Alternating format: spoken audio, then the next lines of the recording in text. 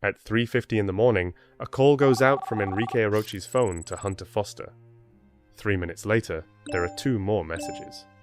Just a few minutes after that, security cameras catch Enrique and 23-year-old Christina Morris walking into a parking garage in Plano.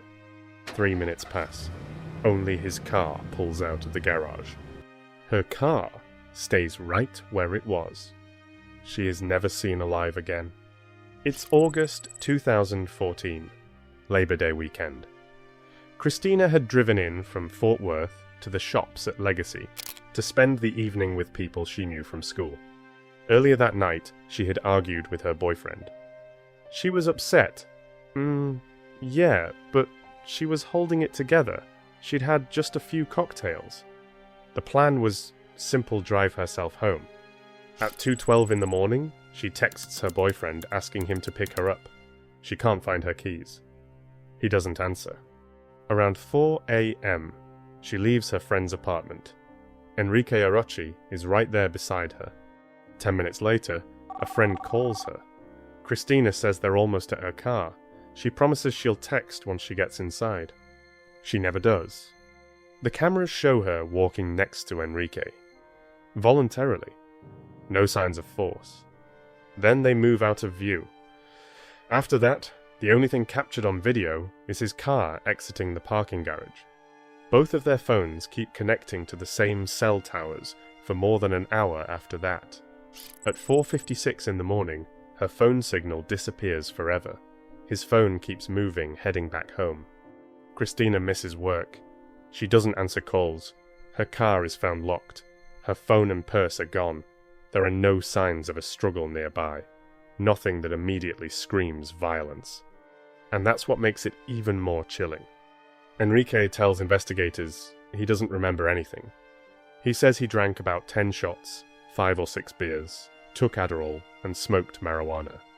At first, he claims they separated long before reaching the parking garage. The surveillance video proves otherwise. So his story starts to shift. Now he suggests that maybe their cars were parked close to each other, maybe that's why they walked together. But there's something else. On his body, there are scratches, bruises. His knuckles are busted. There's even a mark that looks like a bite. He says it all came from fixing his car. Then he changes that. Too says it was from a fight. And later that same morning, before work, he drives to a car wash. Cameras capture him standing there, just staring at the trunk for a long moment, before he starts cleaning it. And not just a quick rinse, he cleans it carefully, thoroughly, like he's trying to make sure nothing is left behind. Later, Christina's DNA is found inside that trunk, in several different spots, in levels that experts say simply can't be explained by accidental transfer, not by coincidence. Not by, some random contact. But her body isn't found. He's charged with aggravated kidnapping. He pleads not guilty, says the DNA could have been planted, or that it got there through cross-contamination. That's his explanation. 4 years after she vanished, human remains are discovered in a rural area near Anna, Texas. The remains are identified as Christina Morris. Because of the condition they were found in, the exact cause of death cannot be determined. He is now serving a life sentence. And to this day, he has never explained what happened during those 3 minutes in that parking garage. And to really understand this story, we need to go back to the very beginning. Today we're in North Texas, a place where modern America meets the spirit of the Wild West. People come here to see the skyscrapers of Dallas, to soak in that cowboy atmosphere in Fort Worth, and to step out into the wide, endless Texas plains. Everything here feels big: the highways, the cities, the stake portions, even the sky stretching over the prairie. During the day, you can walk through business districts lined with shiny glass towers. And by night, you're listening to live country music or watching an actual cattle drive through the historic stockyards. It's that kind of place. Bold, open, full of energy. North Texas gives you this feeling of freedom and space, like anything is possible here. Cowboy traditions blend right into the rhythm of a modern metro area. So tell me, what city are you watching from? And what time is it where you are right now? I'm honestly really curious to know where you're tuning in from. Go ahead, drop it in the comments. And while you're doing that, I'll keep going. Here, in North Texas, lives 23-year-old Christina Morris. Her dad, Mark, says that from the time she was little, she loved being around people. She made friends easily. She was never shy, never the type to hold things in. If someone needed help, she'd be the first to raise her hand. That was just who she was. Her parents divorced when she was still a baby. Christina mostly lived with her dad, her stepmom Anna, and her brothers and sisters. But she stayed close to her mom Johnny too. Johnny called Christina the love of her life. Later, when Johnny remarried a man named Ronnie, Christina used to say it felt like having two moms and two dads. Everyone stayed connected. Everyone was close. After earning her degree in marketing, Christina started working for an online dating service. Not long before everything happened, she'd been told she could transfer into the photography department. And that meant a lot to her. Photography and design were her passions. This wasn't just a job change, it was an exciting new chapter. Christina had been in a relationship for about a year with 23-year-old Hunter Foster. But their story actually went way back. They'd known each other since 7th grade. For a while, they'd been long distance. Hunter had been trying to build a career as a model and actor, spending a lot of time in New York. Eventually, he moved back to Texas, and the two of them started living together in an apartment in Fort Worth. Their relationship had ups and downs. Long distance had been hard. And then suddenly going from that to living together full time, that's a big adjustment, right? At that point, Hunter wasn't working. He partied a lot. Christina, meanwhile, was focused on her career. She carried most of the financial weight, basically supporting both of them. And that kind of pressure adds up. Friday, August 29th, 2014, marked the start of Labor Day weekend.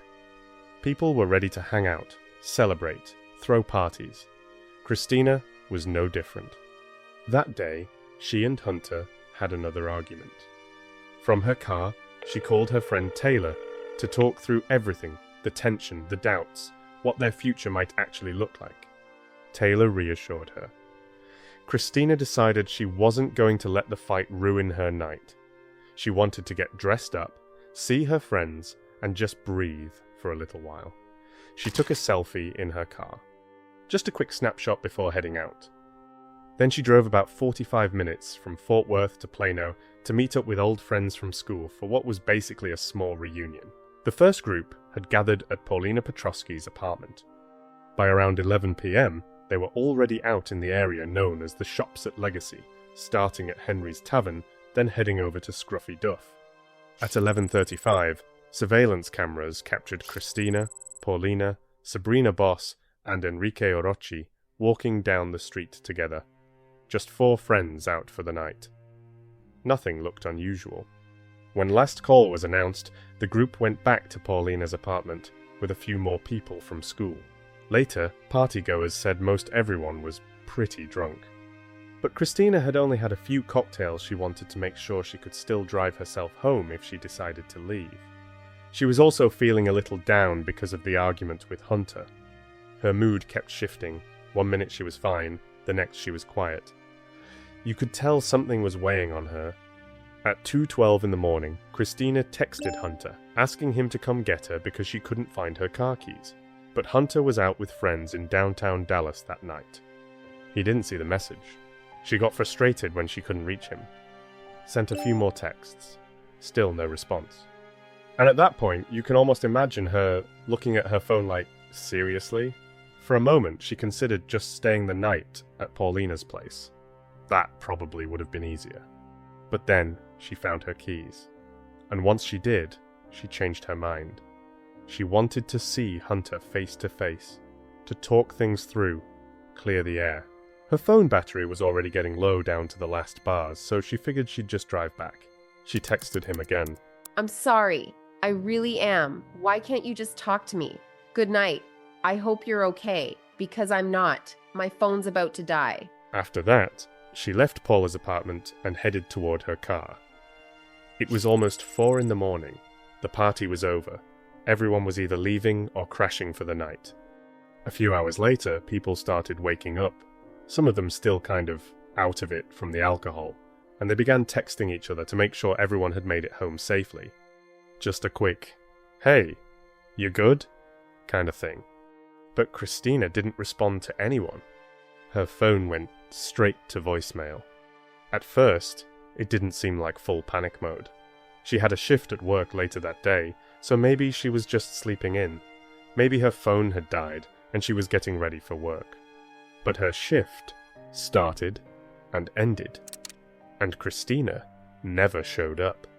Then, another shift passed. Still nothing. Her friends finally reached out to her mom, Johnny. She hadn't heard from Christina either, and suddenly, there was this sinking feeling. The kind you can't really explain, but you know something isn't right. Johnny tried calling Hunter. No answer. She called her ex-husband, Mark. He picked up, but he didn't know anything either. By 11 p.m. on September 2nd, a missing person report was officially filed. I'm trying to report a missing person from my daughter. She hasn't shown up from work. I'm just finding out about this. Everybody's freaking out. Does she own the vehicle? Yes.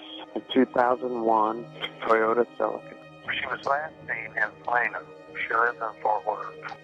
Saturday morning at 3:45 a.m. is the last anybody's heard from her. Detectives went to Paulina's apartment to start piecing things together. She told them exactly where Christina had parked her car that night. When officers arrived at the parking garage, the feeling shifted.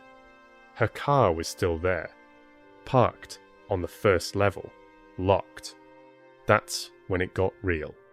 Around midnight, Mark and Anna showed up. They opened the car themselves. Inside, Christina's phone was gone. Her purse was gone.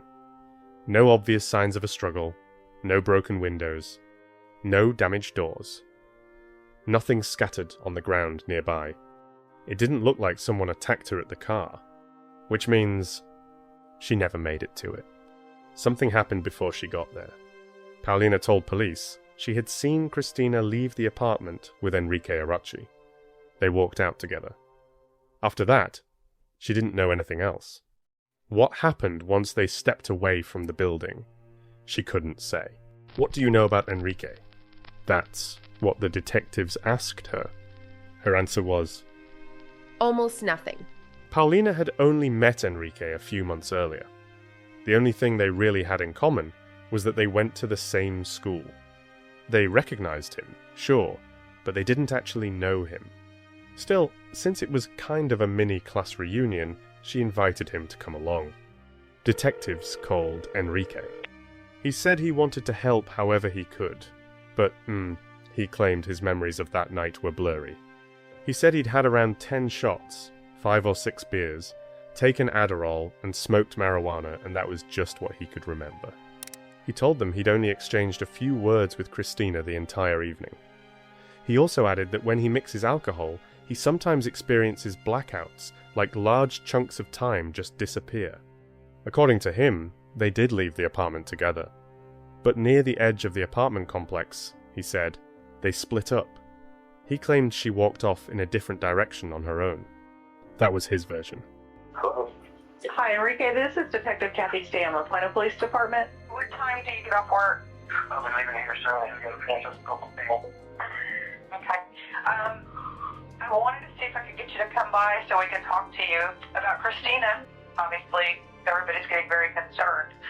Right. Still hasn't shown up. So, I want to help. you said that you were leaving at the same time as Christina, and you guys walked over to where your vehicles were parked. Is that right? We walked separate ways. We walked until the end of the apartment complex, and after that we just split up because I went to a different parking lot that she was. Okay. I hope you can get away pretty quick. It's pretty serious, and we'd like to try to find her. I'm gonna click out here soon, and I'll head over there. Okay. Thank you so much. Enrique told detectives he remembered Christina being on the phone and raising her voice. He didn't know the details, but police already knew she'd been arguing with Hunter all day. So investigators had to make sure of one thing: that Hunter hadn't shown up to pick her up, hadn't met her somewhere, and that something terrible didn't happen after that. Enrique hadn't tried to contact Christina. He hadn't reported her missing. Hunter, for his part, told detectives that when she didn't come home, he assumed she stayed with her parents, or maybe got pulled over for driving under the influence. He said he lost his phone that night, which is why he kind of disappeared off the radar. According to him, he was just busy with other things. But phone records told a very specific story. At 3:50 in the morning, a call was placed from Enrique's phone to Hunter. It appeared that Christina may have used Enrique's phone to try to reach him. After that call, 2 texts were sent, one at 3:53, another at 3:55. Detectives asked to look at Hunter's phone. He said he wasn't comfortable handing it over and would rather leave if he was allowed to. For investigators, that reaction felt off. His girlfriend of 1 year was missing under serious circumstances, and he didn't want police to examine his phone? Still, considering the argument earlier that day, maybe he thought she just needed space. Honestly, everything he said sounded plausible. And when detectives called several of his friends, his whereabouts that entire night were confirmed. In the following days, cell tower data and banking records showed that Hunter had never been anywhere near Plano. Later, it came out that that same evening he had sold drugs to an undercover federal officer in downtown Dallas. That's why he didn't want to hand over his phone. Ironically, that illegal act ended up strengthening his alibi. So police circled back to the beginning. They re-interviewed people from the party, including Enrique Arochi. Some guests said it felt strange hearing his name connected to Christina's disappearance. Enrique had barely paid attention to her that night. They'd exchanged only a few words. He seemed far more interested in someone else, Sabrina. She was the 4th and final person caught on camera at 11:30 while the group walked toward the bars. Back at Paulina's apartment, things reportedly got awkward when Enrique refused to move because he wanted to sit next to Sabrina and got irritated when she didn't want to sit beside him. Later, Sabrina went into the guest bedroom to sleep. A few minutes after that, Enrique followed her in and said, "Fine, I'll just go home then." That's what he said. After that, he started gathering his things and ended up leaving at the same time as Christina. The two of them walked out together. About 10 minutes later, Christina's friend Stephen called her to check if she'd made it to her car. She answered. She said they were almost there, that she'd text him once she was inside the vehicle. Right there, that detail matters. Because in that moment, she was not alone like Enrique later claimed. She was still with him. 5 minutes later, Stephen texted again to make sure she was okay. The message went through. Delivered. But there was no reply. On his end, it showed as green, meaning her phone likely didn't have service. That lined up with the CCTV footage too. Cameras captured Enrique and Christina walking together. First, near a bank, heading toward the parking structure, then entering the garage itself. Now, surveillance footage never tells the full story, but police were clear about one thing from what they could see. She appeared to be walking with him voluntarily, sometimes even a step behind him. There were no visible signs of force, no struggle, nothing that looked like immediate danger. Unfortunately, the cameras aimed deeper inside the garage toward Christina's car were motion activated, and they never triggered. Nothing was recorded, until 3 minutes later, when another camera caught Enrique's car exiting the garage. Christina's vehicle never moved, and she never walked back out. The only possible way she could have left that structure was in someone else's car, and the only car seen leaving during that window was Enrique's. That's the conclusion investigators couldn't ignore. There is still no sign of a missing Fort Worth woman who vanished from a Plano parking garage. The only other car that left the garage around that same time belonged to an Uber driver who was looking for his passenger. Both the driver and the rider were quickly identified. Their route was confirmed through additional surveillance footage and cell phone data.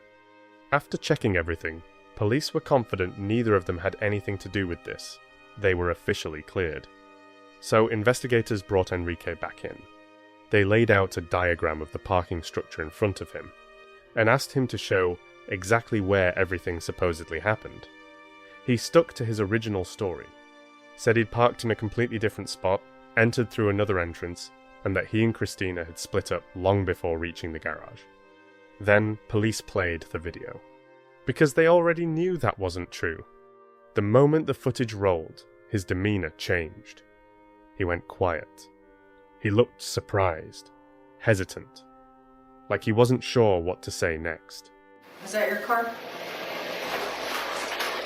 Yeah. Something's wrong, Enrique. I don't. This picture is in that garage. That picture is taken of you walking in that garage with Christina, and that's your car coming out of that same garage. After that, his story shifted. Now he told detectives that he and Christina actually did walk all the way to their cars together. Not only that he claimed their vehicles had been parked close to each other. Then he added something else. Maybe sometime during the night he had moved his car and just forgot. Like he was suggesting this whole thing was some kind of mix-up, a memory glitch. But at this point, investigators were already noticing a pattern. Every time they confronted him with evidence, the details changed. Just enough to adjust. Just enough to try to make it fit. You guys parked there. To the other car and she went her way. I mean, that's all I can tell you. I don't really pay attention to where people go usually. Stand there and watch where she went? Yeah, I should have done that. But here's the thing, police did not have video showing her getting into his car. There were no obvious physical signs at the scene, and there wasn't a clear motive.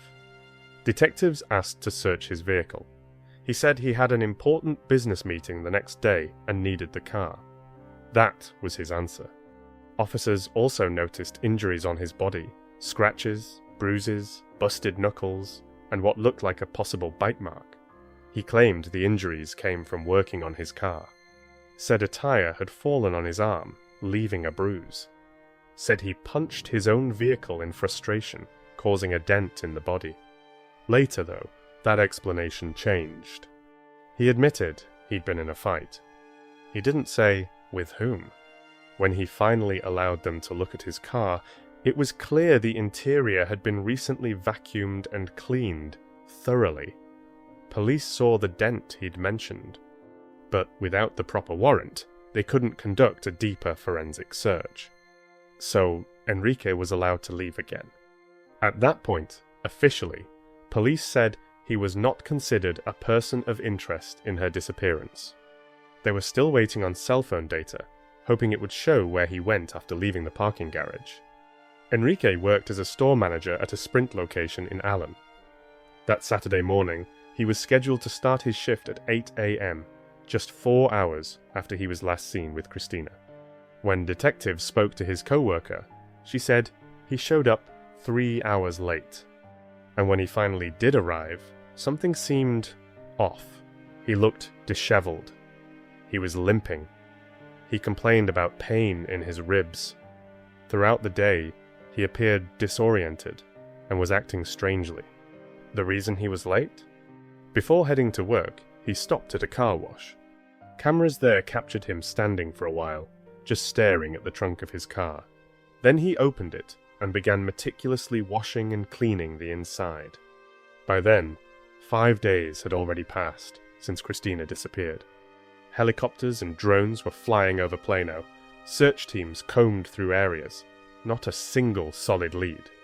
Despite widespread public appeals and flyers handed out by her family to everyone who would take one, no one came forward with useful information. The reward was raised to $25,000. At that point, the last real hope was the phone data specifically which cell towers Enrique's and Christina's phones had connected to. From the moment they entered the parking garage, both phones were hitting the same towers. At 4:56 in the morning, more than an hour after the CCTV footage inside the garage, both phones were still operating through the same cell towers. Then Christina's phone went dead. Enrique's phone continued transmitting for roughly another 30 minutes, tracking his movement until he arrived home. In total, his drive lasted about 1.5 hours. And yet, despite all of this, Enrique stuck to his version of events. He even decided to speak publicly to the press. Documents are revealing new information about the man who police questioned after the disappearance of a young woman in Plano. Enrique Arochi spoke to Fox 4 about what police call false statements he's made that police say have hurt their investigation and attempts to find Christina Morris. I just want to say that I'm innocent. I didn't do anything to Christina Morris. It wasn't that I falsified anything, it's just I forgot where I parked my car.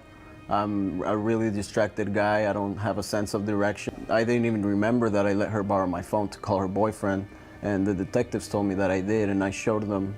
They were like, well, can we see your phone? And I showed them my phone. Investigators noticed what appeared to be fresh damage to the front right fender of his Camaro and bruising to his right forearm and abrasions to his right hand.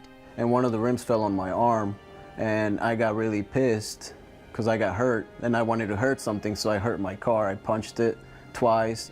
Police say the explanation is inconsistent with the car's damage. And further, his reaction to what a co-worker said about how he looked the day after Morris's disappearance. He's just an employee. I didn't tell him anything. I don't know where he got that. I got in a fight, which I never did. People are starting to see me as a monster when I'm really one of the nicest people you can ever meet. I have nothing to do with her disappearance. Hunter, who by that point had been cleared, spoke briefly with Christina's parents and with the media. He admitted he hadn't been okay emotionally, said he was unstable, overwhelmed, and the guilt was eating at him. He kept thinking that if he had just gone to meet her that night, maybe none of this would have happened. Like, if he had shown up, things could have turned out differently. That thought stayed with him. I just want her to come home and be alive and safe. Christina's family and friends started organizing protests. They wanted answers from Enrique. They wanted him to speak up. Her father, Mark, said, "What we really want is for Enrique to talk. I'm not accusing him of anything, but he has to know something. None of this makes any sense." Enrique said he wasn't hiding. He claimed he was just protecting himself. "I pray for them every single day. Me and my family. When I go to church, I kneel before God and ask him, please help them. Find Christina so this can finally be over." At the beginning of November, Enrique was officially named a suspect by Plano police. They clarified something important, though. At that point, they were not saying he had harmed Christina. What they were accusing him of was interfering with the investigation. That's how it was framed. But now, investigators had a search warrant. They were able to conduct a full forensic examination of his car. And this time, DNA testing was going to give them real answers. Christina's DNA was found inside Enrique's trunk, in multiple locations. And not just trace amounts, not something you could explain away as accidental transfer, like brushing against the surface or sharing space earlier in the night. The concentration was significant. Forensic experts stated it could only have come from saliva or blood. And statistically, it was virtually impossible for that DNA to belong to anyone else.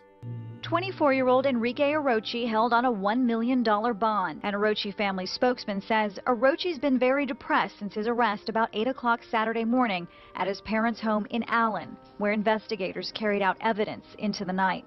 The spokesman denies Arochi tried to commit suicide, but does say he is being held under observation. Police say DNA evidence found in Arochi's Camaro belongs to Morris. Right when I heard the news, I just sat and prayed as hard as I could and said, please let this be something.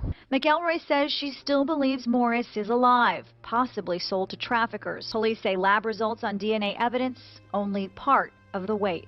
There were some other things that we were able to establish that actually assisted us in getting that warrant. It's very important for Christina's sake and for justice to be served that we continue to be patient. In December 2014, Enrique was arrested and charged with aggravated kidnapping. Police said that based on the evidence they had and the complete lack of activity on Christina's bank accounts, they believed she was no longer alive. But without her body, they couldn't determine how she died or where she had been taken. At that point, the most serious charge they could bring was kidnapping. A few months later, a grand jury indicted him on aggravated kidnapping and 4 counts of sexual assault of a child. Regarding those additional charges, police alleged that 22-year-old Enrique had engaged in sexual activity with a 16-year-old girl he claimed he was dating at the time. Those charges were later dropped.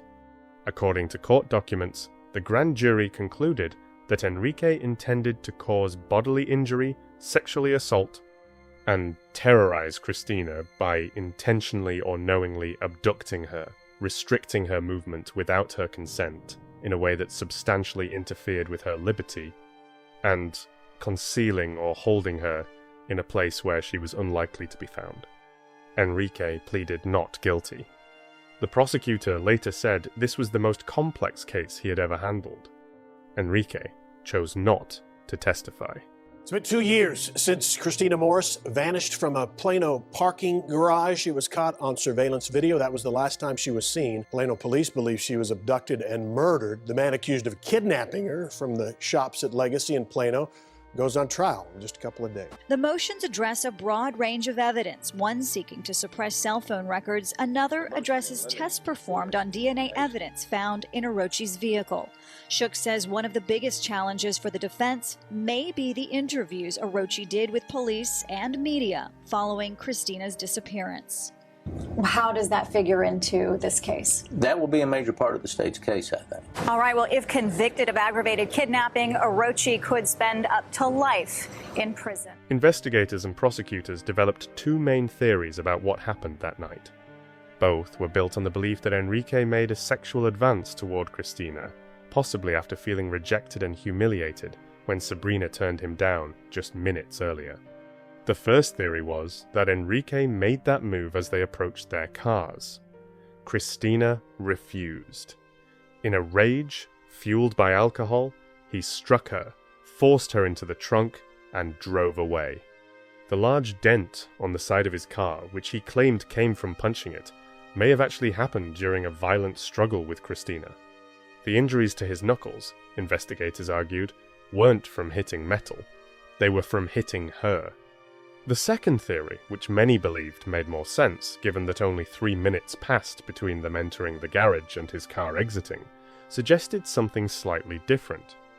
In this version, Enrique may have offered her a ride back to Fort Worth.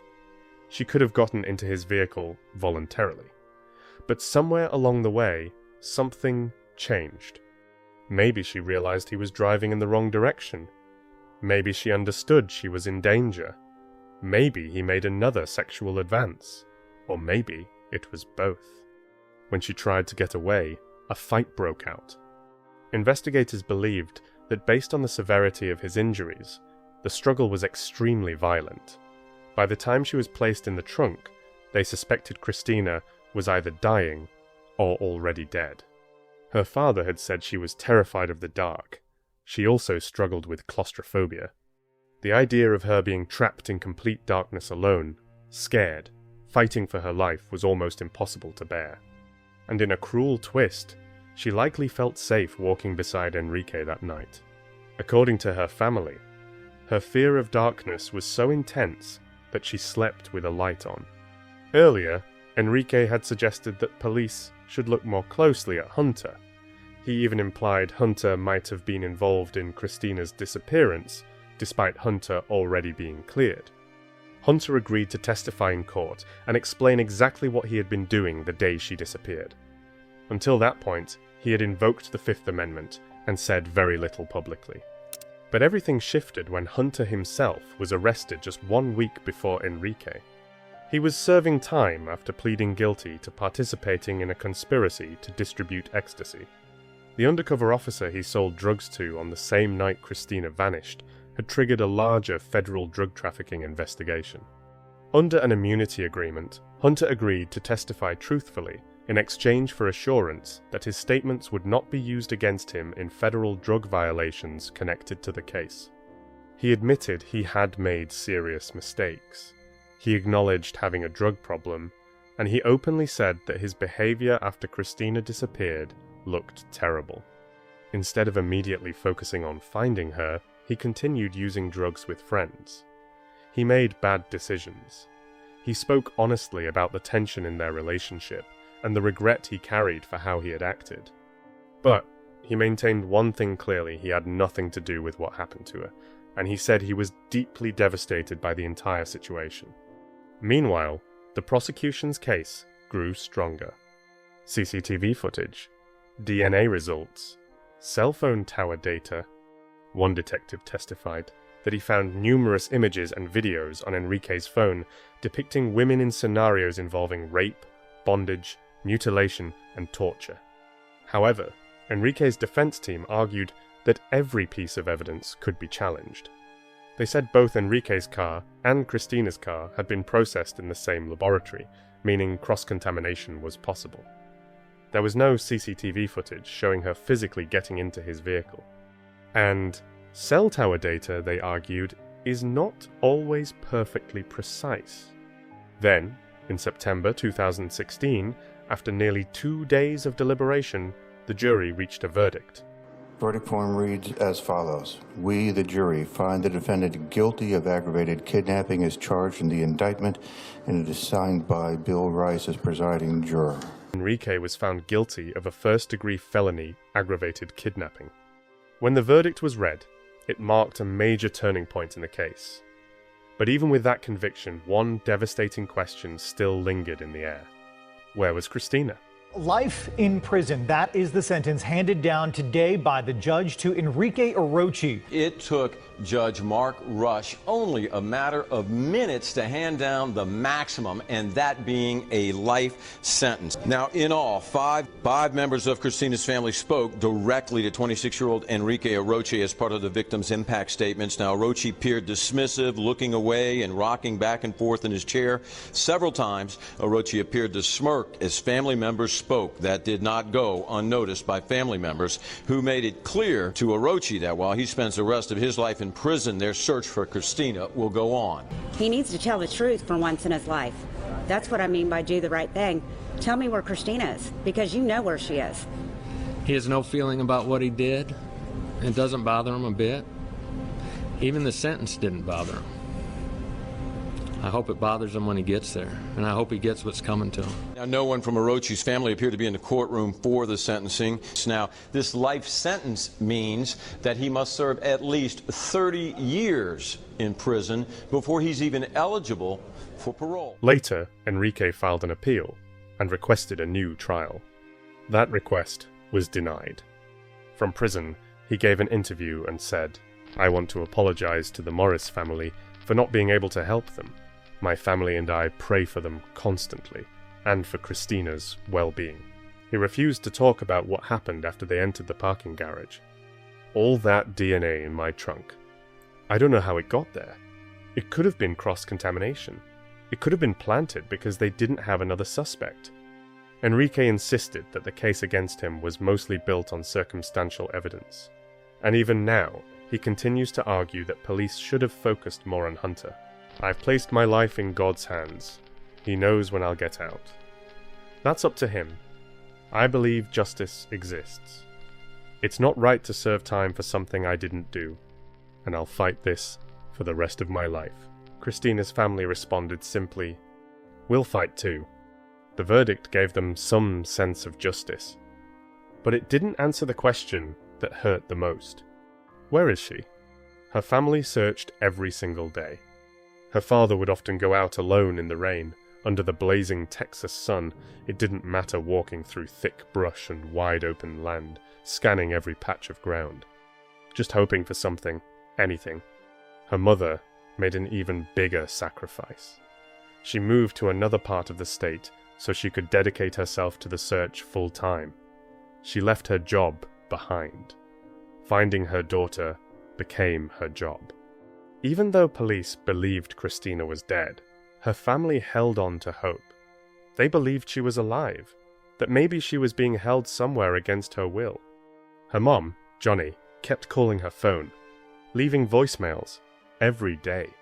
She wrote to her, posted messages to her on Facebook, sharing her thoughts, her feelings, updating her on everything she was missing at home. Like Christina might log in at any moment and read them. Hi, Christina, this is Mommy. I'm sure I've missed you. I've missed you so much. Make sure you leave as much information as you can, and I'll be right there. I love you so much. Hugs and kisses. Coming for you. Bye-bye. 4 years had passed since Christina disappeared. 2 years since Enrique's conviction. In March 2018, investigators returned to an area they had searched before. This time, in a rural stretch near Anna, Texas, not far from an active construction site, something changed. New homes were being built there. Crews were moving dirt, clearing land. And one of the workers made a devastating discovery. He found a human skull. Nearby, additional remains were located. Pieces of clothing were found close to the bones. Soon after, forensic testing confirmed what everyone feared. The remains, along with the clothing, were officially identified as belonging to 23-year-old Christina Morris. After all those years of uncertainty, she had finally been found. The 3.5-year search for 23-year-old kidnapped victim Christina Morris ends here in a field just east of 75 in Anna. Sources confirmed to Fox 4 News that the remains found here yesterday are those of 23-year-old Christina Morris. But after 4 years, determining Christina's exact cause of death was no longer possible. Even though her remains had been found, no additional charges were filed against Enrique. One legal expert explained that, in order to pursue a capital murder conviction, prosecutors would have needed to prove an additional, separate kidnapping charge tied directly to the homicide. But bringing a new capital case was considered unlikely. Enrique had already been tried and convicted for kidnapping, and under the principle of double jeopardy, a person cannot be prosecuted twice for the same offense. He is already serving a life sentence. And realistically, even if a murder charge were pursued and resulted in another conviction, it wouldn't extend his time behind bars. Then, as we all remember, the pandemic began, and like so many other cases and legal proceedings, everything slowed down dramatically. This is a joyous day, and it's also the saddest day. I can honestly say for myself.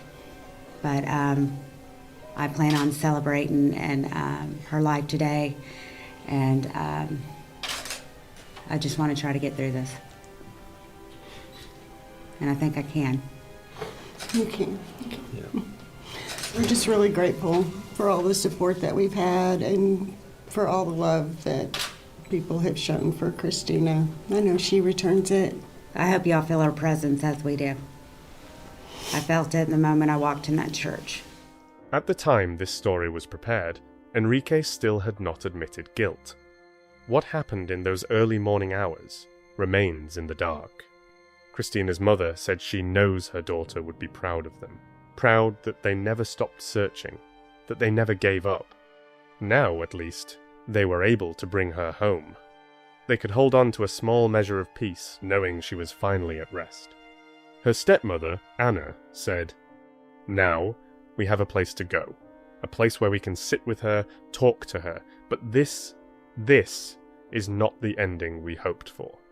And still, there is some kind of quiet peace in knowing she's finally with us." Christina's sister, Sarah, echoed that and added, "We were never looking for closure, even if something like that truly exists. We just wanted Christina.